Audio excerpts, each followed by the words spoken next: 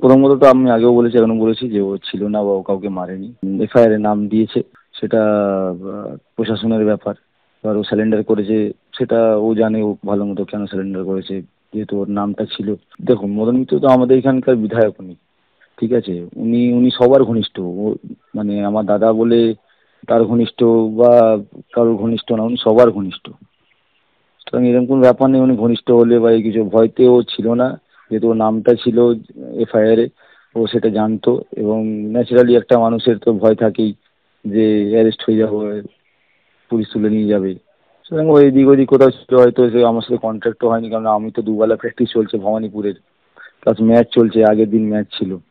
সুতরাং আমি এর মধ্যে এই ব্যাপারগুলো কিছু জানতামই না, পরে যেগুলো শুনেছি সেইগুলোই তোমাকে আমি বলছি। আলিয়াদহের ঘটনায় যিনি মূল অভিযুক্ত জয়ন্ত সিং, যাকে ইতিমধ্যে পুলিশ গ্রেফতার করেছে, তার পুলিশ হেফাজত হলো। 4 দিনের পুলিশ হেফাজতের নির্দেশ দিল ব্যারাকপুর আদালত। আলিয়াদহের মা ছেলেকে গণপিটুনির ঘটনায় 4 দিনের মাথায় গ্রেফতার করা হলো জয়ন্ত সিংকে। বরানগর থেকেই তাকে গ্রেফতার করা হয়। সরাসরি কথা বলবো প্রথমে ব্রতদীপ ভট্টাচার্য রয়েছেন এই মুহূর্তে আমাদের সঙ্গে। একেবারে দেখো, জয়ন্ত সিংকে আজকে কিন্তু ব্যারাকপুর আদালতে পেশ করা হয় এবং বেলঘড়িয়া থানা পুলিশের তরফ থেকে কিন্তু তাকে 10 দিনের জন্য হেফাজতে চাওয়া হয়েছিল। কারণ যে অভিযোগগুলি রয়েছে অত্যন্ত গুরুতর অভিযোগ এবং সেখানে অস্ত্র ব্যবহার হয়েছে, এই ধরনেরও একাধিক অভিযোগ রয়েছে। সেই সমস্ত অভিযোগের তদন্ত করার জন্য জয়ন্ত সিংকে জিজ্ঞাসাবাদের প্রয়োজন এবং সেই কারণে এবং বেশ কিছু তথ্য প্রমাণ রয়েছে যেগুলো সংগ্রহ করতে চায় পুলিশ। সেই সব কারণ দেখেই জয়ন্ত সিংকে 10 দিনের জন্য তারা হেফাজতে নেওয়ার আবেদন করেছিল আদালতের কাছে।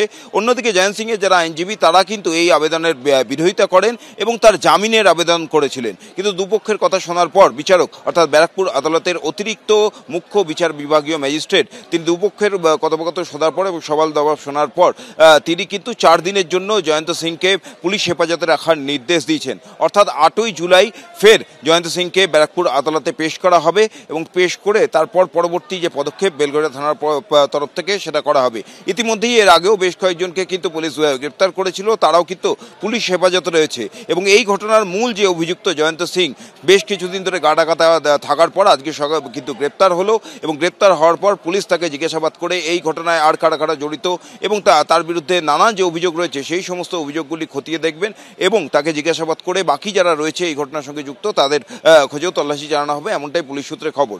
8ই জুলাই জয়ন্ত সিংকে ফের আদালতে পেশ করা হবে, তবে পুলিশ সূত্রে খবর তাকে দ্বিতীয়বার ফের আবার তাদের হেফাজতে নেওয়ার জন্য আবেদন জানানো হতে পারে।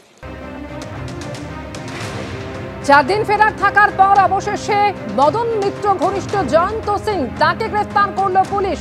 গত 4 দিন ধরে এই জয়ন্ত সিং এর খোঁজ পাওয়া যাচ্ছিল না, যদিও এর আগে আরিয়াদহের ঘটনায় আরো 8 জনকে পুলিশ গ্রেফতার করে।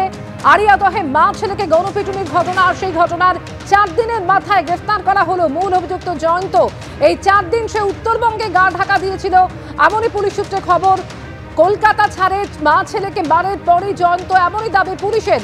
উত্তরবঙ্গে গা ঢাকা দেয় সে, নিজের গাড়ি চালিয়ে উত্তরবঙ্গে পালায় অভিযুক্ত তৃণমূল কর্মী। উত্তরবঙ্গে দুদিনে 2টি রিসর্ট বদলায় মদন ঘনিষ্ঠ জয়ন্ত। জয়ন্তর গতিবিধির উপর নজর রাখতে উত্তরবঙ্গে টিমও পাঠায় পুলিশ। টাকা ফুরিয়ে আসতেই কলকাতায় ফেরে সে। ডানলপের কাছে এক পরিচিত থেকে টাকা নিতে এলেই তাকে পাকড়াও করে পুলিশ। টাকা নিয়ে ওড়িশায় পালানোর ছক ছিল জয়ন্তর, দাবি পুলিশ সূত্রে।